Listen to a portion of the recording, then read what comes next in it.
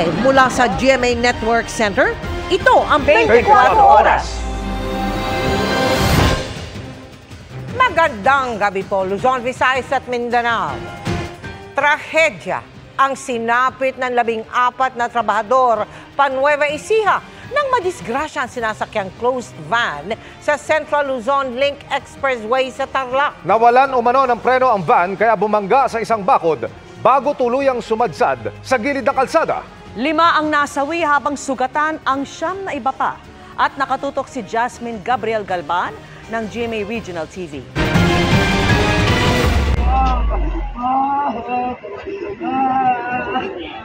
Panik na sinundan ng pagluluksa ang bumalot sa bahaging ito ng Central Luzon Link Expressway sa Tarlac City. Nang mawala ng kontrol sa closed van ang nagmamaneho nito. Mabilis itong bumangga sa isang bakod bago tuluyang sumadsad sa gilid ng kalsada. 5 sa 14 na sakay ng van ang patay. Ayon po sa driver, bigla po siyang nawalan ng kontrol sa steering wheel. Nag-cause po na bumangga po siya doon sa metal fence at nag-crash nga po yung Hyundai van po natin. Sugatan naman ang driver at 8 iba pa, kaya agad isinugod sa ospital. Mga trabahador ang mga biktima na galing Caloocan at patungo sana sa Cabanatuan City, Nueva Ecija. It is a self-accident, ma'am. Kung tinignan mo yung impact, ma'am, mabilis, ma'am. Nasa 80 to 100 po siguro ang takbo nila. Patuloy ang investigasyon ng mga otoridad. Wala pang pahayag ang mga kaanak ng mga namatay at iba pang sangkot sa aksidente. Mula sa GMA Regional TV at GMA Integrated News, Jasmine Gabriel Galban, nakatutok 24 oras. Sugatan ang isang prinsipal sa Midsayap, Cotabato matapos pagbabarilin. Sakay ng kanyang kotse, papasok na sa Agriculture Elementary School si Principal Arlene Alcebar nang pagbabarilin siya ng riding in tandem sa harap ng paaralan. Agad dinala sa ospital ang prinsipal na stable na po ang kondisyon ngayon. Sa isang pahayag, kinondena ng Department of Education ang pag-atake. Nakikipag-ugnayan na ang DepEd sa PNP, DILG at lokal na pamahalaan para mahanap at maaresto ang mga salarin. Nagbigay rin ang DepEd ng financial at psychological first aid assistance sa mga apektado sa insidente. Kumbinsido ang hepe ng AFP na target talagang salpukin ang barko ng Philippine Coast Guard sa bangga ng 2 barko ng China sa Baho de Masinloc. Nakatutok si Chino Gaston.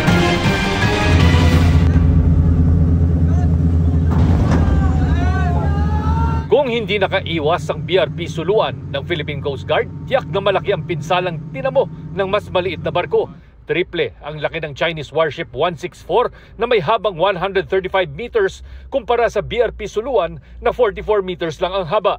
Higit doble naman ang laki ng Chinese Coast Guard sa haba na 90 meters. Hindi raw masabi ng PCG kung may tangka talaga ang mga Chinese na banggain ang barko ng PCG na maghahatid sana ng tulong sa mga mangingisdang Pinoy sa Baho de Masinloc bago harangin at buntutan ng 2 barko ng China. You can just imagine the impact kung sakaling ang maliit na barko natin. I don't want to speculate that the real intention of the PLA Navy warship was to intentionally ram the Philippine Coast Guard vessel.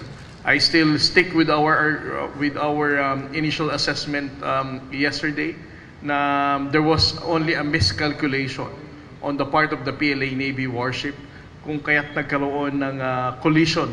Pero si AFP Chief General Romeo Bronner Jr. kumbinsido na may balak talagang banggain ang BRP Suluan ng mga Chinese. Ang assessment natin doon ay yung PLA Navy ship ay talagang ang pakay niya, ang objective niya ay i-ram yung ating Philippine Coast Guard. Mabuti na lang at mabilis yung ating Coast Guard na iwasan niya yung PLA Navy at yung Chinese Coast Guard. Sa lakas ng impact, kitang napipi ang nguso ng China Coast Guard ship. Ang Chinese Navy ship naman nagkaroon ng malalalim at mahahabang gasgas sa tagiliran. Makikita rin na bago sumalpok sa mas malaking Chinese warship, may 4 na CCG personnel na makikitang nagbababa ng bumper sa harapan ng kanilang barko. Matapos ng impact, hindi na sila nakikita sa harapan ng barko. Hindi malinaw kung ano ang nangyari sa kanila. Pero sa isang punto ay nag-deploy ang mga Chino ng inflatable boats na tila may hinahanap sa paligid. Bagamat nagpapasalamat ang PCG na walang nasaktan sa kanilang mga tauhan, Nag-aalala naman sila sa sinapit ng 4 na China Coast Guard.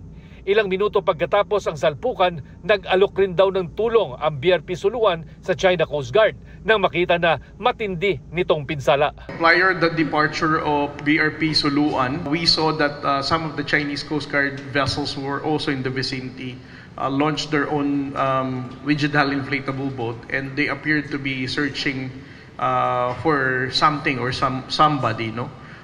So we assumed that there was search and rescue that was conducted yesterday. Our thoughts and prayers are still for those Chinese Coast Guard who were injured dahil dito sa insidente. Wala pang kumpirmasyon mula sa Chinese government kung may mga nasaktan o namatay na Chinese Coast Guard. Sa huling impormasyon ng PCG, sinubukang kumpunihin kahapon ang harapan ng barko bago ito sinimulang hatakin papuntang mga artificial island ng China. Kaninang umaga, binigyang parangal naman ng PCG sa pangunguna ni Admiral Ronnie Gavan ang crew ng BRP Suluan, partikular ang kapitan nito na si Jomark Angge. Para sa GMA Integrated News, Chino Gaston nakatutok, 24 oras. Kaunting higpit muna sa sinturon dahil may dagdag na halos 63 centavos per kilowatt hour ang singil sa kuryente ng Meralco ngayong Agosto. Ang nakaapekto sa presyo, alamin sa pagtutok ni Dano Tengkungko. Kung nasa 200 kilowatt hours ang inyong konsumo sa kuryente, sana meron kang ekstrang hanggang 125 pesos ngayong Agosto. Ganyan kasi ang lalabas na dagdag singil sa bill sa kuryente ngayong buwan dahil sa halos 63 centavos na taas singil kada kilowatt hour. Mas mataas ang konsumo, mas malaki ang dagdag sa bill.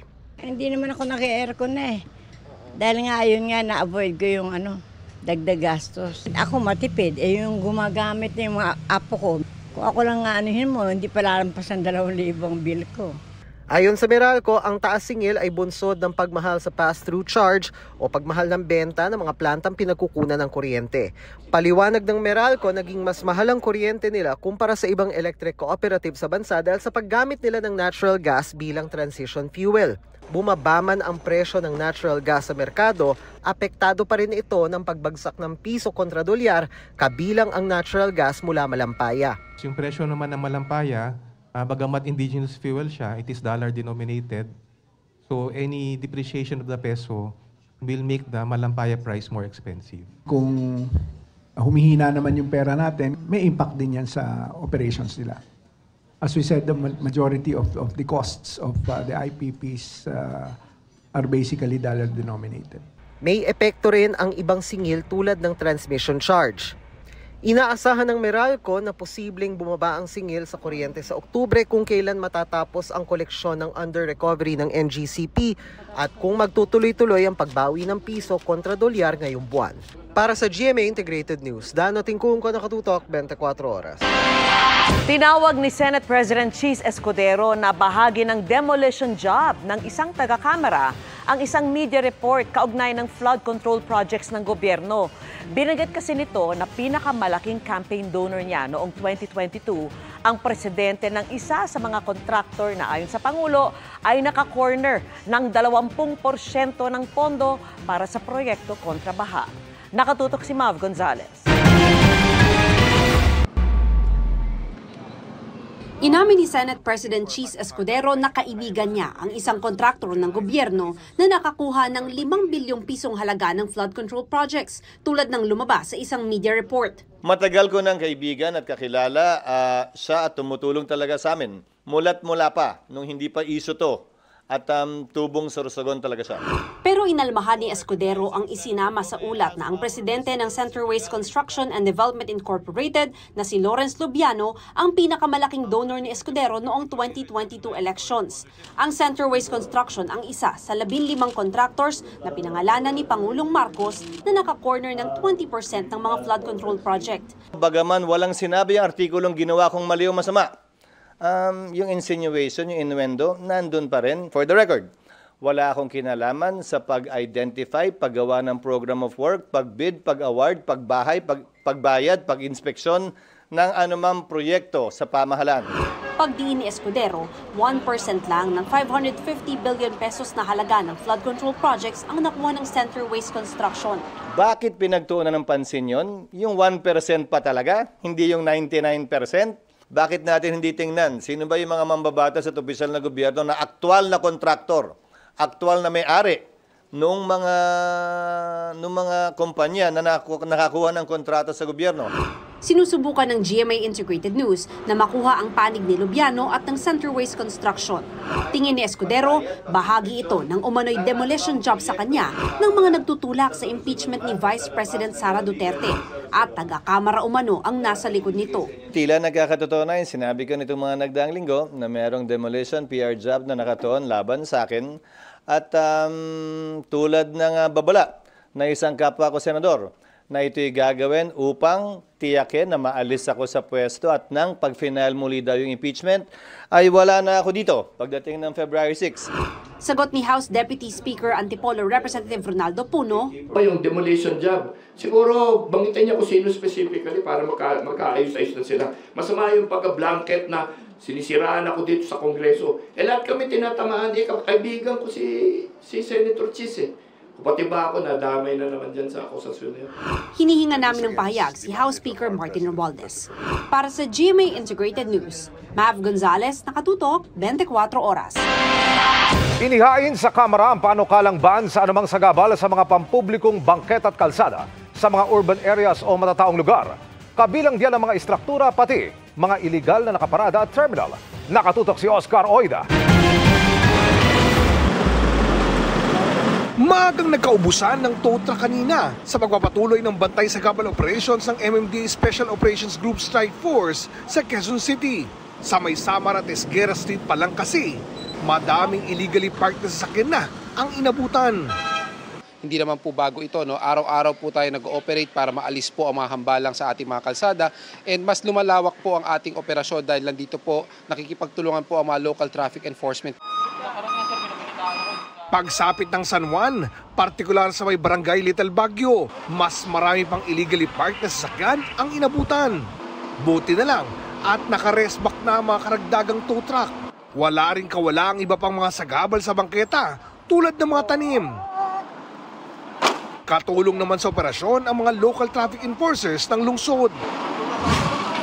Sa araw-araw na lang, mga kaparehang paglabag ang na-encounter ng mga tauhan ng MMDA. Kaya sa Kamara, inihain ni Congresswoman Bernadette Barbers ang House Bill No. 933 o Sidewalks and Public Roads Use Act. Layo nitong linisin at i-regulate ang paggamit ng mga bangketa at pampublikong kalsada sa lahat ng urban areas. Sa panukala, ipinagbabawal ang paglalagay ng istruktura, tindahan, basura o anumang sagabal sa bangketa. Pati na rin ang paggamit ng kalsada bilang paradahan, terminal o negosyo ng walang kaukulang permit mula sa LGU. Kung maaprubahan, maaaring maparusahan ang mga lalabag ng multa mula 1,000 hanggang 10,000 pesos. Target ng panukala na mapabilis ang daloy ng trapiko, masiguro ang kaligtasan ng mga naglalakad at makatulong sa pag-unlad ng ekonomiya. Ikinatuwa ito ng MMDA. Definitely, malaking tulong po ito dahil ito po ay magbibigay ng emphasis and also it will give a stern regulation when it comes to the usage ng ating mga sidewalk or mga bangketa. Mas magiging malawak at mas matibay po itong mga operasyon na ginagawa po natin. Para sa GMA Integrated News, Oscar Oida, nakatutok, 24 oras. Natuntun sa kanyang pinagtataguan sa Caloocan ang umano'y sangkot sa carnapping sa Bulacan. Nahulihan pa siya ng baril sa gitna ng operasyon. Nakatutok si John Consulta. Exclusive! Dito, Exo, pasok kayo. Positive na, dito. Oh. Walang kawala ang 28 anyos sa suspect ng mokorna sa pinagtataguan sa Caloocan City. Inaresto ka namin sa salang carnapping. Sa gitna ng pagbabasa ng warrant sa suspect, may nadiskubre pa ang Highway Patrol Group Bulacan. Oh, sir. Oh. Positive, sir. Oh, may baril. Ayun. Oh, sir. Ano po sira po yun? Anong sira?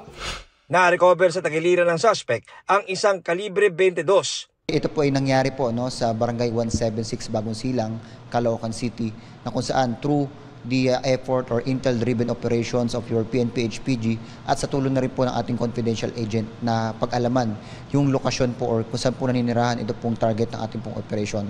Ayon sa HPG, matagal nang hinahanap ang suspect dahil sa patong-patong na reklamo sa pangangarnap sa Bulacan.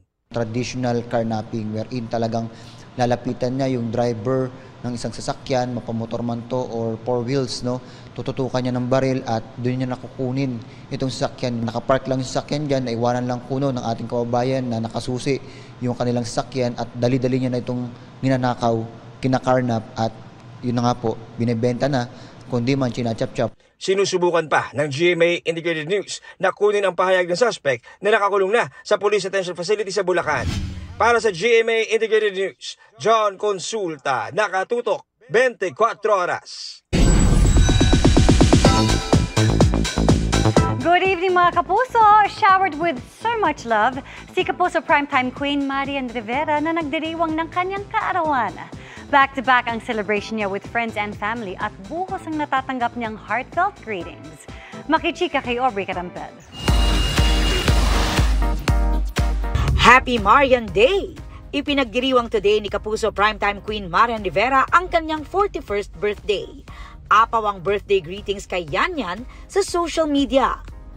Ang kanyang mister na si Kapuso Primetime King Dingdong Dantes nagpost sa IG ng photo nila na magkayakap. Short but sweet din ang caption saying, "Happy birthday my love."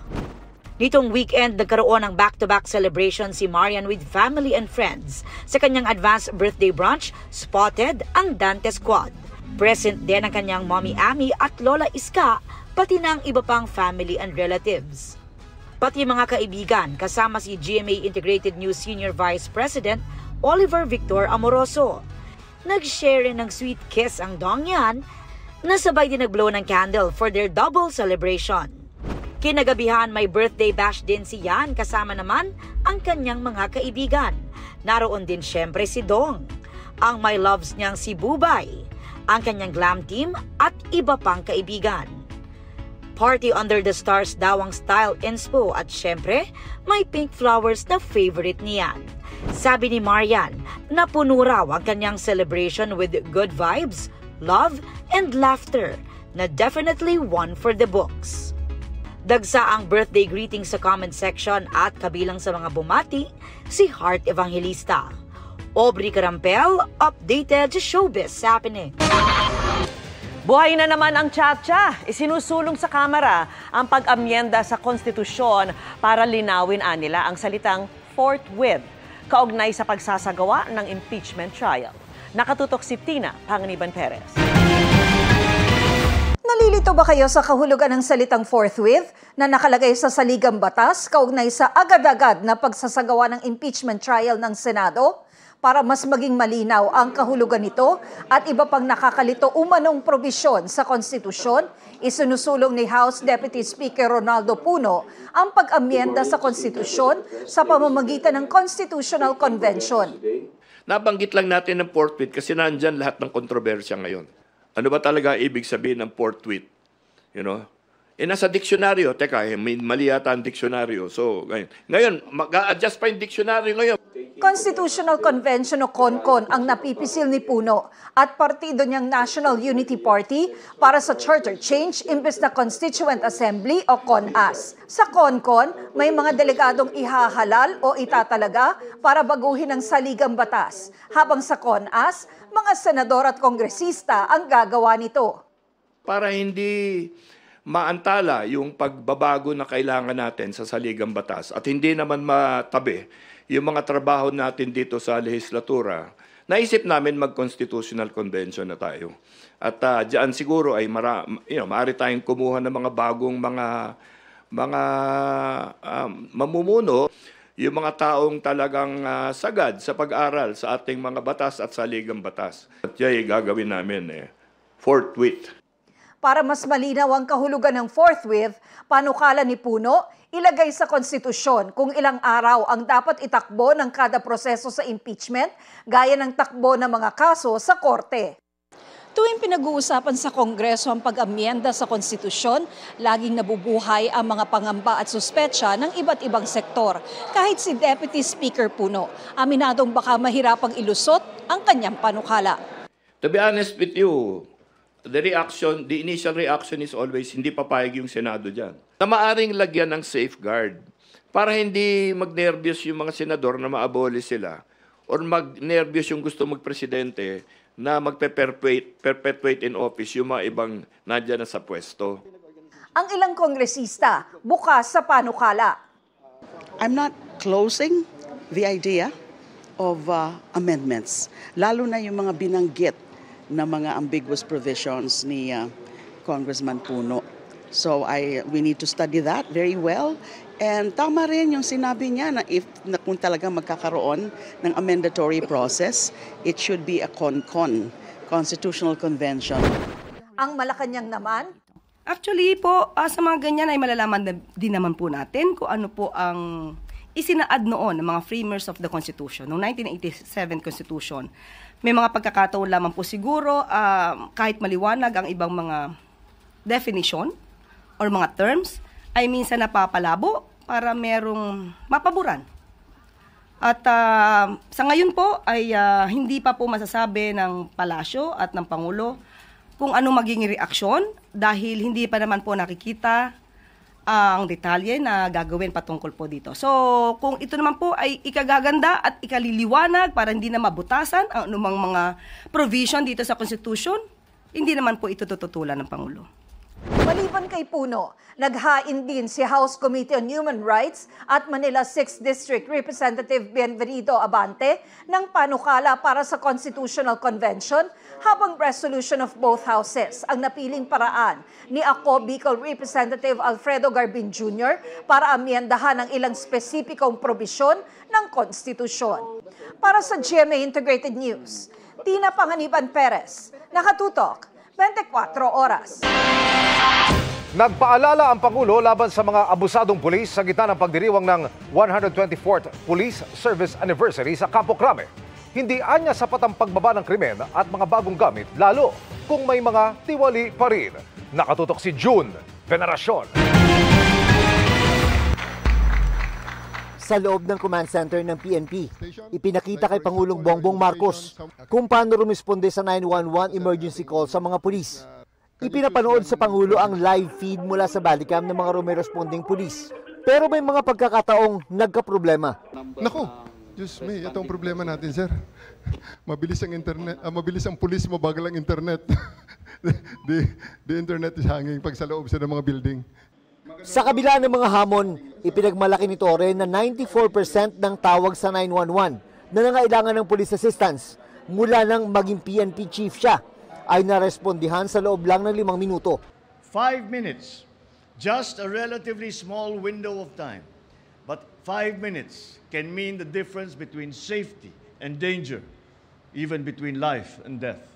Bagaman pinuri ng Pangulo ang emergency response, dapat hindi aniya kalimutan na may ilang tiwaling maituturing na banta sa seguridad. Ahanin pa ang pinakamodernong kagamitan kung may ilang pulis pa rin ang umaabuso sa kapangyarihan. Inuulit ko, walang lugar ang katiwalian sa ating kapulisan. Sa datos ng PNP, bumaba ng 7.75% ang crime incidents mula August 2024 hanggang June 2025 kumpara sa nakalipas na panahon. Pero sabi ni Pangulong Marcos, hindi sapat ang numero para maalis ang pangamba ng publiko. May you always be reminded that the true measure of your effectiveness is how safe and empowered our people feel under your watch and the trust that they place in the badge that you wear. Para sa GMA Integrated News, June Veneracion, nakatutok, 24 oras. Mga kapuso, update tayo sa bagyong Goryo na lumakas at nasa typhoon category na. Ang epekto niyan sa lagay ng panahon, iakatid ni Amor La Rosa ng GMA Integrated News Weather Center. Amor! Salamat, Emil. Mga kapuso, posibleng lumakas palalo sa mga susunod na oras ang bagyong Goryo bago po ang inaasahang landfall o pagtama nito sa lupa. Huling namataan ng Pag-asa ang sentro ng Bagyong Goryo. Diyan po yan sa layong 440 kilometers silangan po ng Itbayat, Batanes. Taglay po nito ang lakas ng hangin nga abot sa 120 kilometers per hour at yung pagbugso po niyan nasa 150 kilometers per hour. So malakas sa bagyo po ito. Kumikilos po yan pa west-northwest sa bilis naman na 25 kilometers per hour. Sa inilabas sa track po ng Pag-asa, magtutuloy-tuloy po yung pagkilos ito palapit dito sa bahagi po ng Taiwan kung saan ito posibleng maglandfall o tumama. Bukas po yan ng umaga o di kaya naman po sa hapon. Saka po yan tuluyang lalabas na ng Philippine Area of Responsibility. Maaring sa hapon din o kaya naman po ay sa gabi. Depende po yan kung mapanatili po nito yung taglay na bilis o ito po ay kung magkaroon po ng pagbagal sa pagkilos niyan. Kaya patuloy po nating imomonitor. Habang lumalapit po itong Bagyong Goryo, dito po yan sa Taiwan, posible pong mahagip nung malakas na hangin itong Bagyong Goryo. Itong bahagi po ng extreme northern Luzon. Kaya po ang Pag-asa, nagtaas na po ng signal number 1 dyan sa Batanes. Bukod po sa malakas sa bugso ng hangin at mga pag-ulan, malalaking alon din po ang mararanasan dyan. Kaya delikado po yan sa mga sasakyang pandagat. Sa iba pang bahagi ng ating bansa, dahil nga po medyo malayo po ito pong Bagyong Goryo dito po sa ating landmass. Nandito po yan sa may itaas sa bahagi, sa may dagat lang po. Hindi po gaanong ramdam dito sa ating malaking bahagi ng bansa yung direktang epekto ng bagyo. Pero dahil po dito sa habagat at pati na rin po sa localized thunderstorms, may chance pa rin po ng mga pag-ulan sa ilang lugar. Base nga sa datos ng Metro Weather, ngayong gabi may chance po ng ulan. Dito po yan sa may Batanes and Babuyan Islands. Ganoon din sa ilang bahagi pa po ng Cagayan Valley. Ganoon din dito sa may mga kalat-kalat na ulan din po sa ilang lugar po sa Central Luzon, Metro Manila, Southern Luzon. Ganoon din po dito sa ilang bahagi po ng Visayas at ng Mindanao, pero mga panandalian lamang po mga pag-ulan yan. Bukas ng umaga, yung mga malalakas na hangin at ulan po ng Bagyong Goryo, ramdam na po yan dito sa may extreme northern Luzon. Kung makikita po ninyo dito sa ating rainfall map, ito pong nagkukulay orange, kulay pula at pati na rin po yung meron pang kulay pink, ibig sabihin po yan mga kapuso. Heavy to intense at yan po meron din po mga torrential o yung matitindi at halos tuloy-tuloy na mga pag-ulan. Yan po talaga pong sako po niyan itong bahagi po ng Batanes. Bukas po yan ng umaga o pinakamalapit dito sa ating landmass, ito pong Bagyong Goryo.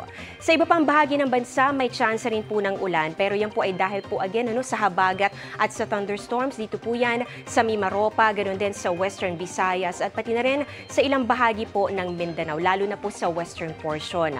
Pagsapit po ng hapon, malaking bahagi na po ng ating bansa ang posible pong makaranas po ng mga pag-ulan. Kasama po dyan ang ilang bahagi ng northern at ng central Luzon, ganoon din dito sa may Calabarzon, Mimaropa at pati na rin po sa Bicol region. Halos buong Visayas at Mindanao naman po ang maaaring makaranas sa mga pag-ulan. Yan po sa hapon po yan at pati na rin po sa gabi. May heavy to intense rains po na nakikita. Posible po yan lalong-lalo na dito sa Western Visayas at pati na rin po sa Caraga and Davao Region. Ganoon din dito sa malaking bahagi po ng Mindanao. Kaya ingat din sa banta ng baha o landslide. Dito naman sa atin sa Metro Manila, mababa pa po ang tsansa ng ulan sa umaga. So yun po, pwede pong mainit pa ang panahon, maalinsangan, pero bandang tanghali tataas po ang tsansa ng ulan at posible pong magkaroon ng thunderstorms sa hapon o gabi gaya po ng naranasan natin kanina. Yan muna ang latest sa lagay ng ating panahon. Ako po si Amor La Rosa para sa GMA Integrated News Weather Center. Maasahan anuman ang panahon. 70% na ng mga classroom sa bansa ang wala sa kondisyon ayon sa pag-aaral ng Second Congressional Commission on Education o EDCOM2. Lumabas ding mas mahal magpatayo ng classroom sa mga contractor ng DPWH kumpara sa halaga ng mga dinodonate ng pribadong sektor. Nakatutok si Mark Salazar. Ang Calubcob Elementary School sa Nae, Cavite ang ginawang mukha ng education crisis ng EDCOM2 sa kanilang report sa Senado kanina. Nang puntahan ito ng GMA Integrated News sa pagbubukas ng klase nitong Hunyo, nakita ang pagsisiksikan ng 1,800 students sa 2 standard classroom at 6 na makeshift classroom. Sa sobrang lala ng classroom backlog, sa kalapit na government housing project na lang, nagkaklase ang kinder to grade 3. Sa kabuuan, 165,000 classrooms ang backlog, na ayon kay Education Secretary Sani Angara, aabutin ng 5 dekada bago nila mahabol maipatayo ang mga ito. Mabagal kasi ang building rate. Halimbawa, noong isang taon, 847 classrooms lang ang naitayo. 165,000 classrooms ang kulang ayon sa DepEd. Pero hinala din po namin na mas marami pa dito ang kakulungan. Ayon sa EDCOM report, 5.1 million ang aisle learner o nakaupo sa aisle ng classroom kasi wala silang silya. Hindi rin natin nabibilang sa kulang ang mga classrooms kung saan may double shift o triple shift ng mga estudyante. Ilang libo pa kaya ang sira, siksikan. Kung ito po ay sinuma ho natin in peso value, lalabas po almost 413 billion ang kailangan ho natin. Ayon sa EDCOM 2, malamang na higit sa 413 billion ang kailangan dahil wala pa sa nakwenta ang pagkumpuni sa mga kwartong wala na sa kondisyon dahil 70% pala ng mga classroom sa bansa ay wala na sa kondisyon. Katunayan, maraming estudyante ang nagkaklase ng may peligro. Wala po kaming school na na-visit na wala pong condemned building pero minsan kailangan talagang gamitin kasi walang pagsiksikan ng mga bata. And siguro po a real mapping out of all of the condemned buildings that are still being used and also a projection of the timeline of their condemnation so that we could match our investments to also replace those classrooms. Lumabas sa pagdinig ng Senado na nasa DPWH na pala ang pondo at responsibilidad sa pagtatayo ng bagong classroom. At nainis si Senador Loren Legarda sa taas ng presyo ng mga kontratista ng DPWH kumpara sa mga kontratista ng private sector na nagdo-donate ng classroom. Sa private donor, 20,000 lang per square meter, habang 36,000 sa mga kontratista ng DPWH. For the life of me, almost double. So, the backlog in classrooms, it will be halved with the budgets that we have. Makakalahati po kung yung contractors ng pribadong sektor na donors nila ang gagawa. Di iban na natin yung mga 36,000 na yan kung meron palang halintulad sa quality po na 20,000. Yung pagwawaldas ng pera sa edukasyon dapat walang puwang sa lipunan natin. Dahil hindi lang eskwelahan ang yanakawan, kung hindi pangarap ng mga kabataan at mga pamilya na naghahangad lang na may anak silang makapagtapos. Magbubuo ng technical working group ang Senado para himayin ng mas masinsin ang problemang ito. Para sa GMA Integrated News, Mark Salazar, nakatutok 24 oras. Samantala, hindi sagot ang pagbiyahe para solusyonan ang problema ng bansa. Yan ang buwelta ng palasyo kay Vice President Sara Duterte nang depensahan nito ang mga puna sa madalas niyang pag-a-abroad.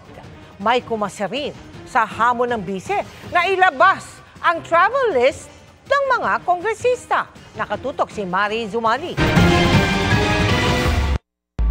Nagta-travel ako, lumalabas ako ng bansa dahil frustrated na ang Filipino communities abroad sa nangyayari dito sa ating bayan.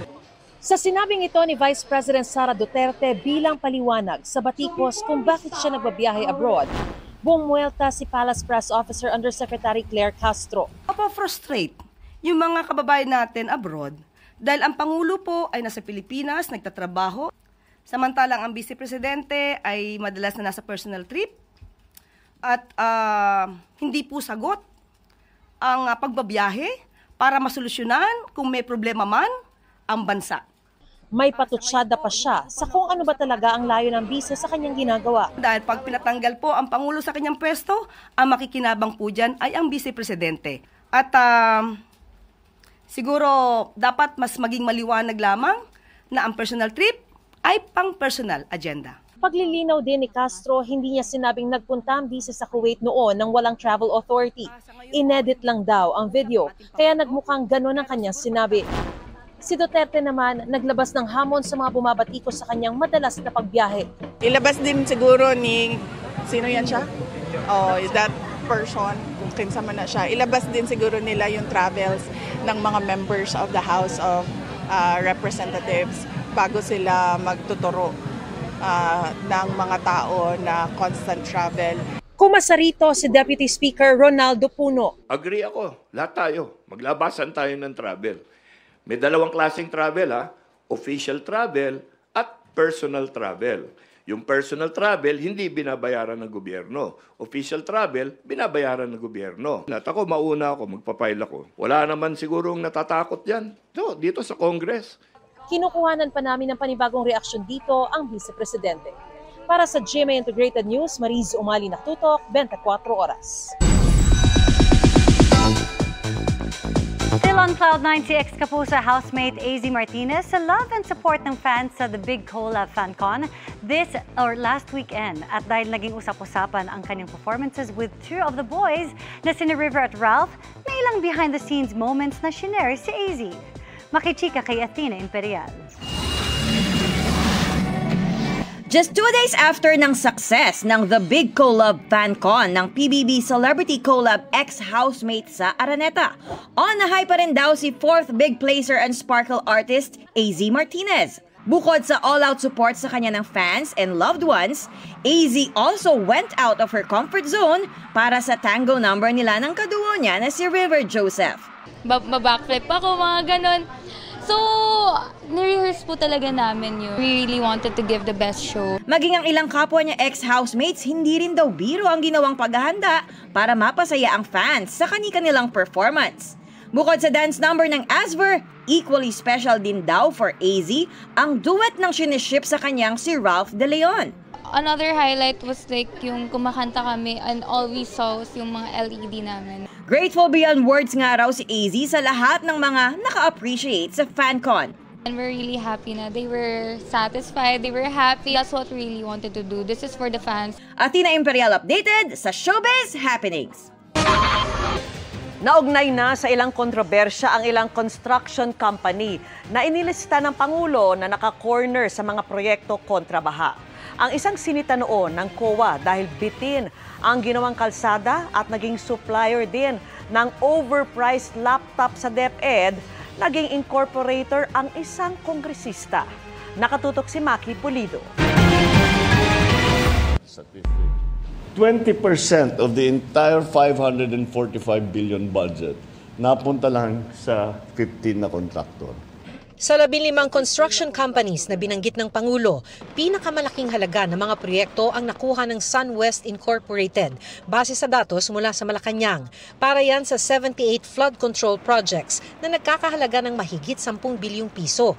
Ang SunWest Incorporated dati nang naugnay sa ilang kontrobersya base sa pananaliksik ng GMA Integrated News Research. Noong 2012, sinita ng COA ang isa sa kanilang mga proyekto. Lumabas kasi na bitin ng higit 2,000 square meters ang lapad ng kalsadang kanilang ginawa kontra sa nireport nitong accomplishment sa DPWH. Napuna rin sila noon ng Senado kung bakit ang isang construction company ay naging supplier ng PSDBM para sa Protective Personnel Equipment o PPE noong pandemya noong 2020 at 2021. Noong panahong yon, SunWest Construction and Development Corporation o SCDC pa ang kanilang pangalan. Lumabas na rin ang pangalan ng SCDC bilang supplier ng umano'y overpriced at outdated na laptop sa DepEd sa 2022 audit ng COA sa PSDBM. Dating incorporator ng SunWest pero nag-divest na umano si Ako Bicol Party List Representative Elizalde Co. Sinusubukan pa namin kunin ang kanyang pahayag. Mahigit 9 bilyong piso naman ang nakuha ng Legacy Construction Corporation para sa 132 projects na pinakamarami sa listahan. Pinuntahan namin sa Pasig City ang nakuha naming office address nito pero sinabi ng security guard na lumipat na ang Legacy bago mag-COVID pandemic noong 2020. Mahigit 7 bilyong piso naman ang na-corner na project ng Alpha and Omega General Contractor and Development Corporation. Pareho ang office address ng Alpha and Omega sa St. Timothy Construction Corporation na na-awarda naman ng mahigit 7 bilyong pisong flood control project. Pero sa labas ng office address ng dalawa, ang nakalagay na pangalan ay St. Gerard Construction. Sa pinakahuling General Information Sheet ng Alpha and Omega, Sara Diskaya ang nakalagay na presidente. Siya ang nakalaban dati ni Pasig City Mayor Vico Soto sa pagkaalkalde ng lungsod noong eleksyon 2025. Dati nang nakapanayam ng GMA Integrated News si Pacifico Discaya, asawa ni Sara, na nagsabing dati silang shareholder ng St. Timothy. Pero nag-divest na raw sila dito. Nangupahan rin daw dati sa kanilang building ang St. Timothy pero umalis na ito. Ang St. Timothy ang nag-pull out na venture partner ng Miro Systems para sa 2025 automated elections. Sinusubukan pa rin naming hingin ang kanilang mga pahayag. Halos 8 bilyong piso naman ang na-award sa EGB Construction Corporation. Git ng kumpanya, quadruple A status ang kanilang construction company dahil may integridad ang kanilang kumpanya. Maayos po ang aming trabaho. Tumutupad po kami sa lahat ng plans and specification. Tinawag ng Pangulo na disturbing ang pagka-corner ng ilang kumpanya sa 20% ng mga proyekto sa buong bansa, kaya dapat anyang tignan. May paliwanag si Roland Simbulan ng Center for People Empowerment in Governance o CENPEG. They invest in politicians, tapos yung politicians are expected to provide them with the contracts that they want to corner. Kabilang anya sa ginagawa ng iba ang pagbibigay ng campaign fund, bagaman wala naman siyang inihalimbawa. Paborito anyang gatasan ang mga flood control project. Mahirap kasing i-monitor ito kasi precisely because they are not so visible.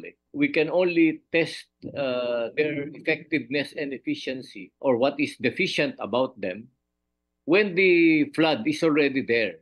Aminado si DPWH Secretary Manny Bunoan na may hamon sa pagberipika ng mga ipinatutupad na proyekto. We're doing our best actually to monitor but once again the challenge is actually to verify them actually in the field. Bukod dyan, sabi ni Palace spokesperson Undersecretary Claire Castro, may mga tiwaling contractor daw na nalulusutan ang proseso. Maging mapanuri, mga dating na blacklist, nag-iba lang ng pangalan, at ngayon ay mukhang nakakapagtransak pa muli sa gobyerno. Mahiya naman kayo. Para sa GMA Integrated News, Maki Pulido, nakatutok, 24 oras. Iniutos na ng DILG ang pagbabantay ng mga tanod sa bawat paaralan sa gitna ng magkakasunod na karahasan dahil sa school bullying.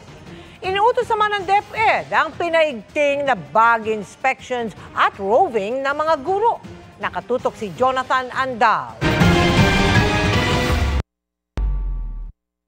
Nakunan ng CCTV ang pamamato ng grupo ng senior high students sa mga kaeskwela nilang kabataan sa Barangay Apolonio Samson gabi noong Pebrero.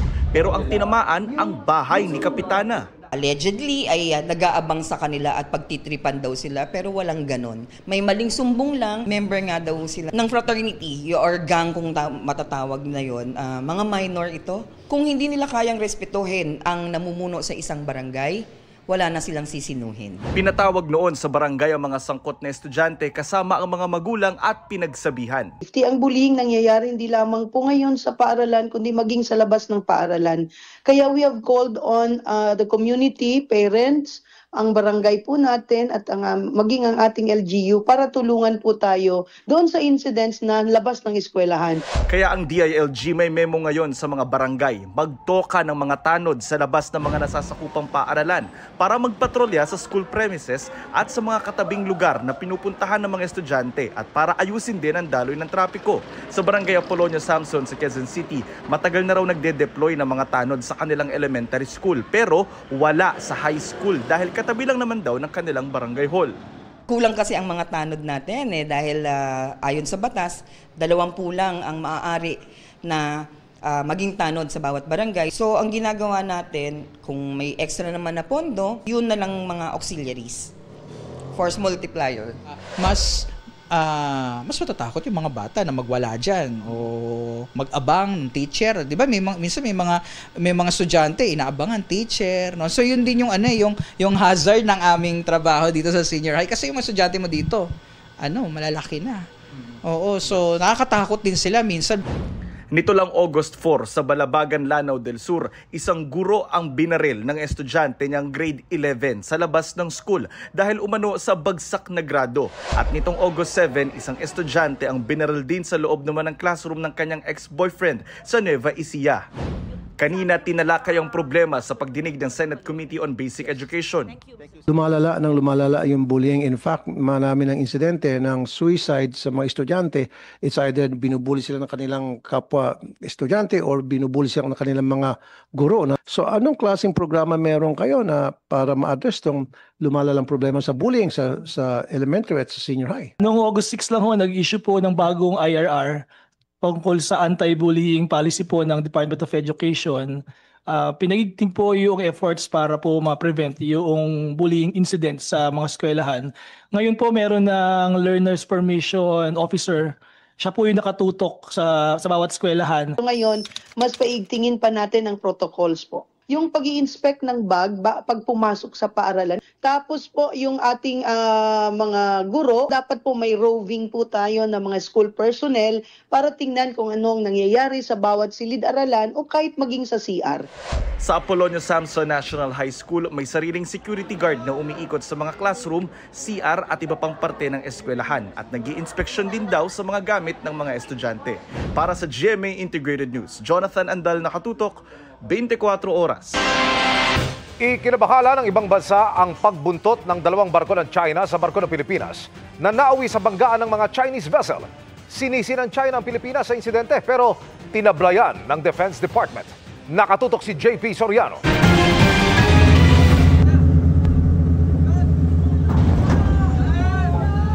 Matapos ang pinakabagong pangaharas ng China sa mga barko ng Pilipinas, inihahanda na raw ng Department of Foreign Affairs ang proseso ng paghahain ng diplomatic protest laban sa China. We are of the view that this is a situation whereby we have to be more careful and we still go back to the process of whereby diplomatic dialogue and discussions will be best for the situation. Are we going to summon the Chinese ambassador in Manila? I think there has been a process but we're still rethinking the whole issue. We have not yet. Sa isang pahayag, sabi ng Department of Foreign Affairs, labis daw ang pagkabahala ng Pilipinas sa ginawa ng mga barko ng Chinese Navy at Coast Guard na humarang sa isang humanitarian operation ng Pilipinas para sa mga mangingisdang Pilipino sa Baho de Masinloc na bahagi ng teritoryo ng Pilipinas. Ngunit sa kabila nito, hindi raw nag-atubili ang mga Pilipino na mag-alok ng tulong nang magkabanggaan ang dalawa sa mga barko ng China. Sabi pa ng DFA, mahalagang sundin ang mga international maritime rule para maiwasan ang mga ganitong uri ng insidente. Ang Foreign Ministry ng China isinisisi sa Pilipinas ang insidente at hinimok na tigilan na raw ang paggawa ng mga aksyong nag-uudyok ng gulo. Tugon dito ni Defense Secretary Gilbert Teodoro. I'm already tired of contradicting, and I don't want to answer a blatant lie and glorify it. And everybody knows the truth, really. Why will we pick a fight? That's what the President said yesterday. Who in his or her right mind will initiate a conflict when you are a smaller country? Common sense, unless they don't have any.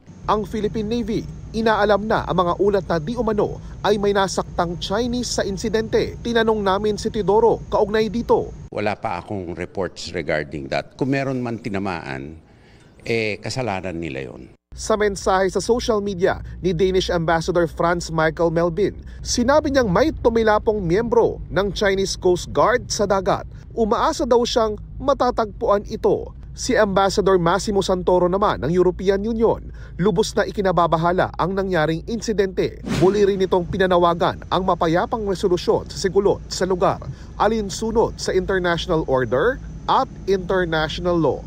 Para sa GMA Integrated News, JP Soriano, nakatutok 24 oras. Samantala, isinugod sa ospital ang 3 estudyante matapos babagsakan ng mga tipak ng semento mula sa isang condominium building dito po sa Quezon City. Nakatutok live si Sandra Aguinaldo. Sandra. Yes, Emil, kritikal nga ang kondisyon ng 2 sa 3 bata na edad 12 anyos. At ayon po sa mga saksi, ang mga batang yan ay nahulugan nga po ng debris mula sa isang gusali na nagkataon naman na yung mga batang iyon ay naglalakad doon sa harapan. Nangyari po yan sa panulukan ng Roses at Timog Avenue bandang 4:39 p.m. ngayong hapon. Napuruhan sa ulo ang 2 sa kanila na kritikal ngayon ang kalagayan habang nagtamo naman ng sugat sa braso ang isa pa. Isinugod sila sa malapit na ospital at doon ay nakausap namin ang magulang na isa sa mga bata at nanawagan sila ng tulong na sana raw ay may doktor na makatulong sa kanyang anak na nasa kritikal ang lagay ngayon. Nanawagan din sila sa may-ari ng gusali. Narito po ang pahayag ng ina ng isa sa mga biktima. Kailangan ko po sana ng magaling na doktor na makakatulong sa anak ko.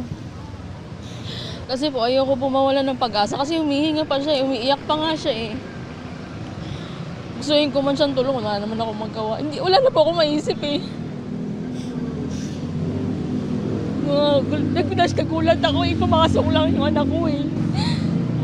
Hindi ko alam na magkakaganyan siya.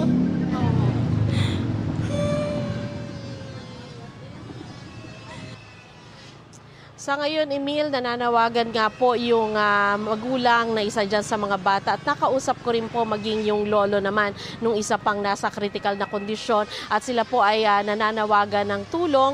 Gayon din, nananawagan po sila para doon naman sa pananagutan ng may-ari ng gusali. At Emil, sinubukan na rin natin na makakuha ng pahayag mula doon sa administrator pero sa ngayon ay wala pang makausap. Emil?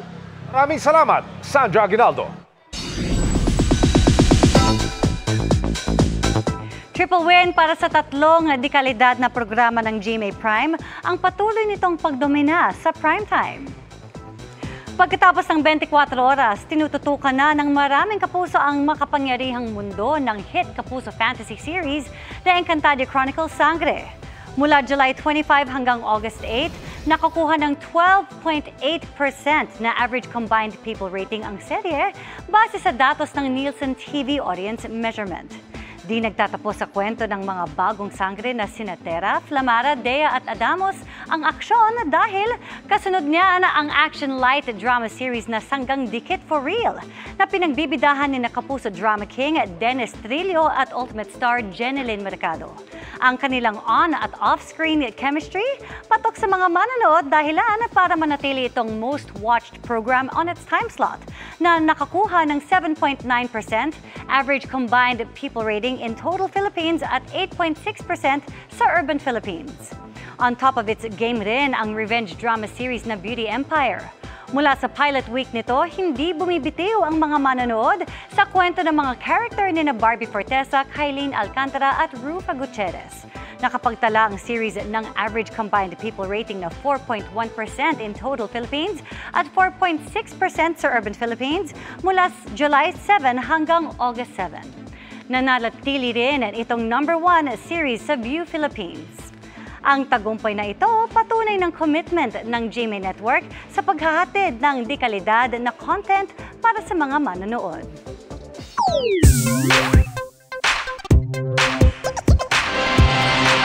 Teka muna, tapusin natin sa isang pangmalakasang good news ang araw ng Martes. Pangmalakasan dahil isang batang Pinoy ang nag-uwi ng karangalan para po sa bansa, mga kapuso. Abay, swabbing moves lang naman ang kanyang ipinakita sa dance floor. Tingnan nga natin. Wow! Meet Aidhen, Benny, Dick, Lomio, Atienza. Pangalan po yun, napakahaba. Ang 12 years old at tubong Oriental Mindoro na pambato ng Pilipinas sa kakatapos lang na Merle Lion Open Dance Sport Championship 2025 sa Singapore nitong August 3. Mga kapuso, hindi lang isa, 2 o 3, kundi 10 gintong medalya ang kanyang inuwi. Ilan lang sa mga sayaw na dinomina ni Aiden sa solo events ng Modern Standard category ang tango, waltz, slow foxtrot at, ano ba ito? Quick step. Tanungin natin si Tita. Pero hindi lang 10 gintong medalya ang kanyang inuwi, ha. May 2 pa siyang special awards na nakuha ng talunin ang mga pambato ng Malaysia, Indonesia at China. Congratulations sa'yo, Aiden. Aba, dapat partneran mo si Tita Mel. Ilalaban ko to sa mga contest. Hindi ko Tingnan. alam. Ay, Pambugi magaling. lang ako, Ay, naku. pambugi. Walang bugi dito, ma'am. Foxtrot kaya. Dapat makita niyo si Tita Foxtrot, magbugi. quick. Ay, teka muna. Bakit ko siya tinawag na Aiden? Sa tansya mo. Ikaw sabi mo Aiden. Oh. Kasi Aiden, di ba? Bakit? Kakaibang pangalan, di ba? Ngayon mo na natin gano'n. Pinronounce ko rin na Huhulaan ko kung bakit. Bakit, ma'am? Sige nga ho. Parinig natin sa ating mga Ang puso. nanay niya, Aida. Ang lalaki, Ang tatay niya, Henry. At yan ang mga balita ngayong Martes. Ako po si Mel Tiangco. Ako naman po si Vicky Morales para sa mas malaking misyon. nadali mo doon. Nadali mo kami doon, ma'am. Para sa mas malawak na paglilingkod sa bayan. Ako po si Emil Sumangil. Mula sa GMA Integrated News, ang News Authority ng Pilipino. Nakatutok kami 24 oras. O, di ba tama?